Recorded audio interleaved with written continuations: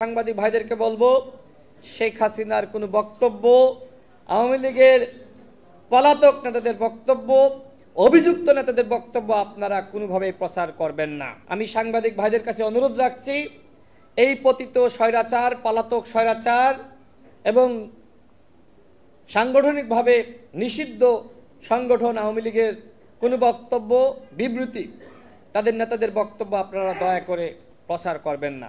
বাংলাদেশে যারা পালিয়ে গেছে, যারা অভিযুক্ত, তাদের ফিরিয়ে আনা শুরু হবে। কিন্তু পরবর্তীতে আবার আমাদের পররাষ্ট্র উপদেষ্টা তিনি বললেন যে আসাদুজ্জামান কামালকে বাংলাদেশে ফিরিয়ে আনা হচ্ছে, এই খবর আমাদের কাছে নাই। তার মানে কি? তার মানে সরকারের মধ্যে সমন্বয়ের ঘাটতি রয়েছে।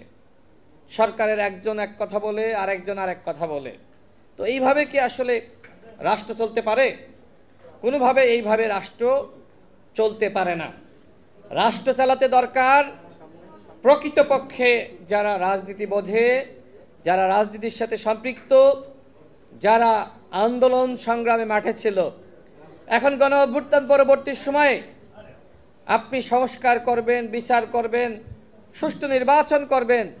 যে মানুষগুলো গণঅভ্যুত্থানের সময় রাজপথে ছিল না, যারা গণঅভ্যুত্থানের কিছু বোঝে না, যারা কখনো রিমান্ডের নির্যাতনের শিকার হয়নি, যারা কখনো রাজপথে নামে নাই, যাদের সন্তানেরা বিদেশে পড়াশোনা করে, তাদের কাছ থেকে সংস্কার হবে, তারা নতুন বাংলাদেশ গঠন করে দিবে, সেইটা কিন্তু শুরু থেকে আমি বিশ্বাস করি নাই।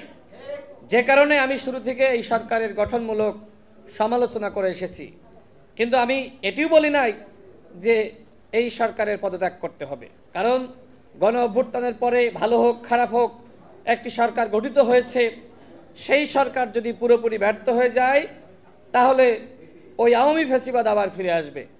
আপনারা দেখেন নাই কিভাবে শেখ হাসিনা ভারতে বসে চক্রান্ত করছে? আপনাদের কাছে আমার প্রশ্ন, এই চক্রান্ত কি আসলেই শুধুমাত্র আওয়ামী লীগ আর শেখ হাসিনা করছে, নাকি এই চক্রান্তের পিছনে ভারতের হাত রয়েছে?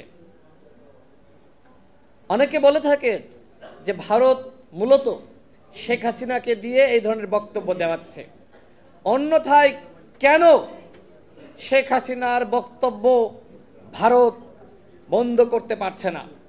ভারতের পক্ষ থেকে বলা হচ্ছে যে বিভিন্ন সামাজিক যোগাযোগ মাধ্যম ব্যবহার করে শেখ হাসিনা এই ধরনের বক্তব্য দিচ্ছে, এটিতে আমাদের নিয়ন্ত্রণ নাই। আপনারা হাসিনাকে ভারতে আশ্রয় দিয়েছেন, আর হাসিনার উপরে আপনাদের নিয়ন্ত্রণ নাই। এটি কি বিশ্বাসযোগ্য বন্ধুগণ? আমি বাংলাদেশের সাংবাদিক ভাইদেরকে বলবো, শেখ হাসিনার কোনো বক্তব্য, আওয়ামী লীগের পলাতক নেতাদের বক্তব্য, অভিযুক্ত নেতাদের বক্তব্য আপনারা কোনোভাবেই প্রচার করবেন না। আওয়ামী লীগের সাংগঠনিক কার্যক্রম নিষিদ্ধ হয়েছে।